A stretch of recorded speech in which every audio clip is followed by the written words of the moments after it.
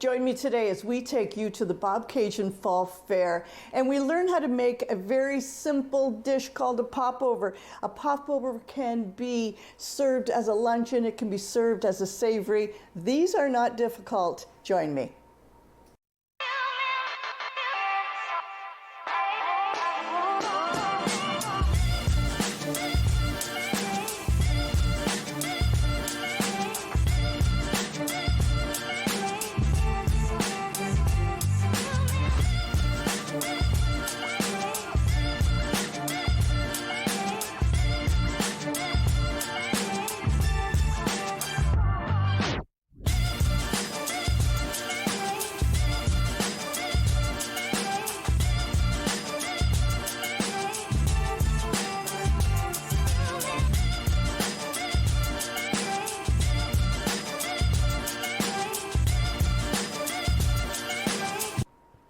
Welcome to our series, Farm to Fork. I'm Chef Connie Powers and you're watching Rogers TV.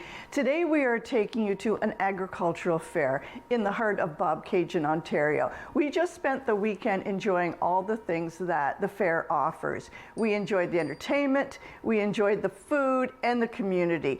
We are going to be focusing on the food that the fair has to offer. There's two places you can experience food. First of all, the community brings things to be judged, and the judging is done on one day and then you find out that afternoon. And what are we all seeking? We're seeking these ribbons, and we're seeking validation that yes, we know how to make something. And it's just fun to compete with your neighbors on whose corn relish is the best, whose cake is the best. This is what we were seeking.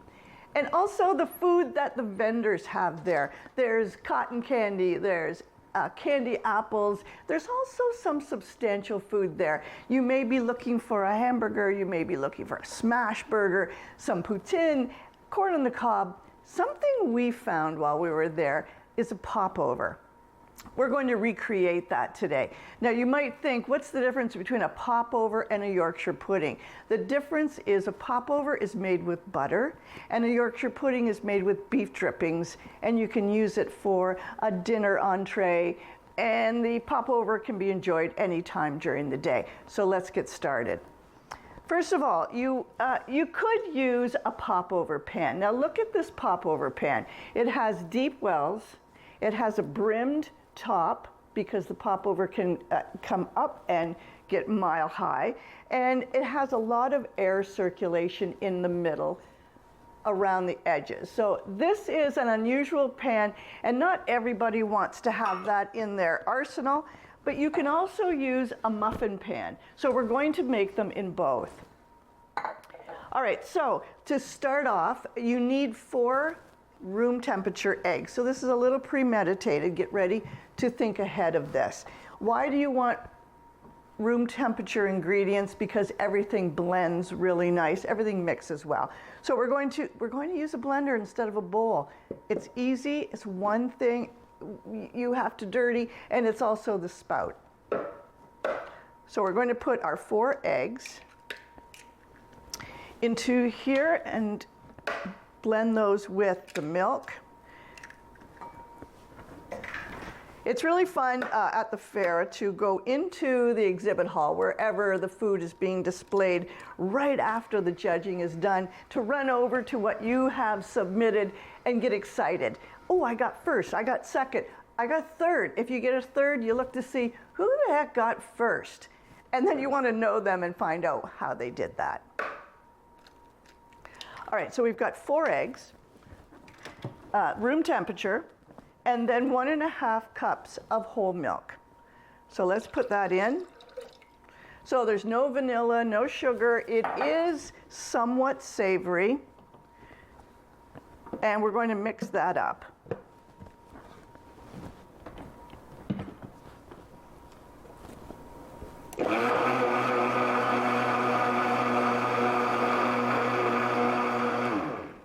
Okay, let's take that off, and we're going to add the rest of the ingredients. Now, 3/4 teaspoon of sea salt or kosher salt. If you're going to use table salt, use half because it's a little too salty. So I've got my 1/4 teaspoon here. I'm going to add 3/4 teaspoon of salt.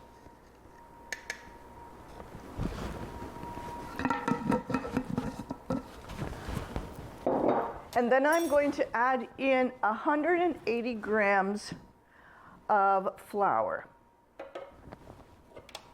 which is about 1.5 cups. I'm going to tear that out. I don't like to use just scoop and level style. I like to measure my flour. I know I'm getting exactly the right amount. So I'm going to get 180 grams. And I know how precise that is. Overflouring anything can destroy the whole results. Take the 180 grams of flour, put that in, and blend it again, not yet adding our butter. Now your oven should be preheating to 450. It's a very hot oven. The popovers are going to be cooked about 10 minutes at 450, then we're going to turn it down. You'll see when we get to that point. So we have 180 grams. Make sure it doesn't stick to the side.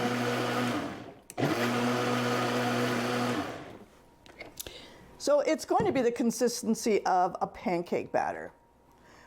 I've got a little bit on there, so I don't want to mess that. Okay, now we're going to add in about 3 tablespoons of melted unsalted butter.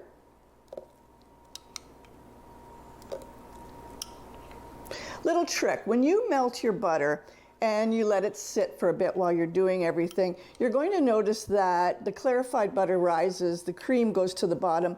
Always stir that up so that you get the full butter flavor. Okay, so we're going to put 3 tablespoons in there, and we're going to re-mix this.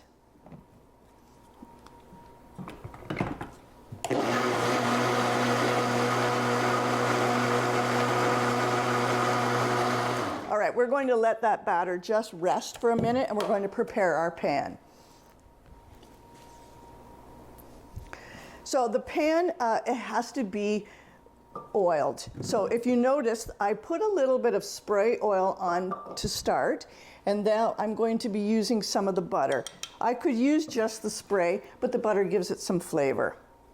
So I'm going to be buttering the wells, and I'm going to make sure that the top for when the batter comes up.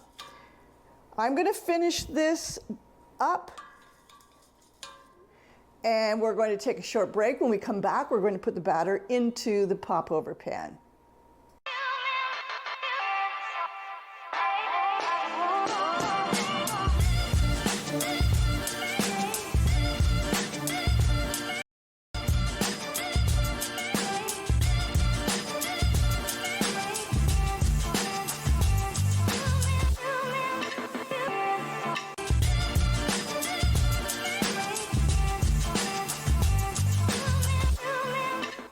And we're back. I'm Chef Connie Powers, and you're watching Farm to Fork on Rogers TV. Today we are taking you to the Bobcaygeon Fall Fair. It's an agricultural fair where you can experience a lot of different foods. We enjoyed something that we found there, a popover, and so we're making those today. I have my popover pan, and we explained earlier that you can use this or you can use a muffin tin. You're going to get a higher popover. This is a good investment for the home cook. We have it oiled with some baking spray and butter for flavor and for ease to get out. And I've also done 6 wells because I think I've got too much batter. Now you can get a 12-piece popover, but the thing is, the popover should be served immediately. So if you make 12, it's not so common that you would use 12 right away. I have a 6 one because I know those are edible right away. So we mixed our batter, which was 4 room temperature eggs, 1.5 cups of room temperature whole milk, 180 grams of flour, and about 3/4 teaspoon of sea salt. And a little bit of butter, 3 tablespoons of unsalted butter. Very simple, almost a crepe style. And we're going to fill our wells about halfway. Our oven is set right now at 450. We preheated it to that. You want a hot oven. So we're going to fill these.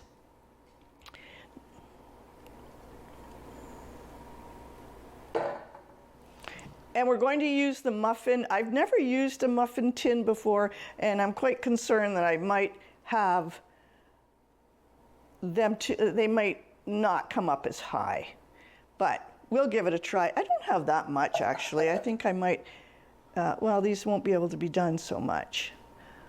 I certainly don't want them just spilling all over the place. So I'm using the muffin pan only to show you that it's doable. Okay, so either I've got too much in here, or you only get 6 popovers here and 3 in your muffin tin. We're going to put these in the oven. Here's how you do this. 450, you put them in for 10 minutes. At 10 minutes, don't open the oven. You want that souffle style rise. You're going to reduce your oven temperature to 350 and 18 to 20 minutes left. We're going to take you on the tour. You're going to see the parade. You're going to see all the excitement that goes on in an agricultural fair. Take a look at this. Bobcaygeon Fall Fair, it is just starting to be parade gathering time. So we're all lining up. We're going to start the parade. Keep posted with us.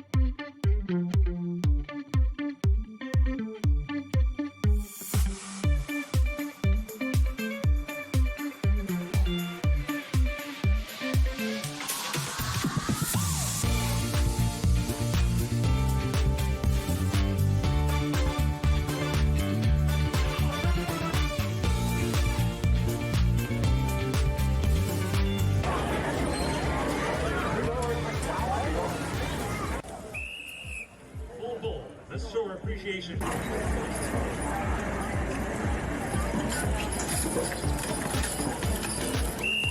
Oval.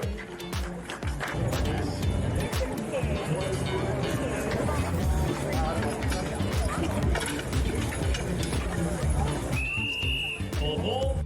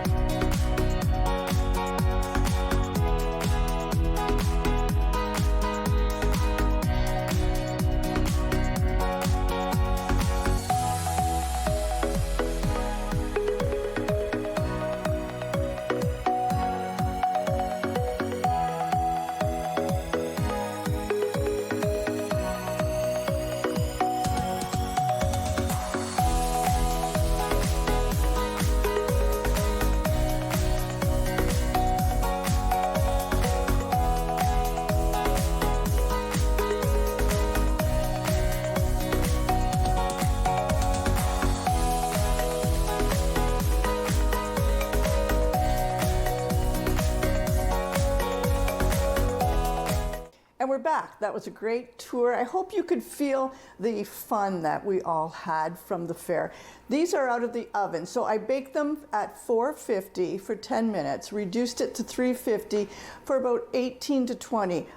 They were very, very tall. I noticed about the last 2 minutes, I think they started to deflate. When they come out, you should take a knife and you should just pierce the surface to let some of the steam come out. So, full transparency, this is the first time I've ever made popovers. I can see what I will do next time is I will leave them in a few minutes shorter. When I saw them rise really tall, I was excited. I went to get my oven mitts. By the time I came back, they had deflated slightly. Now look at the muffin tin.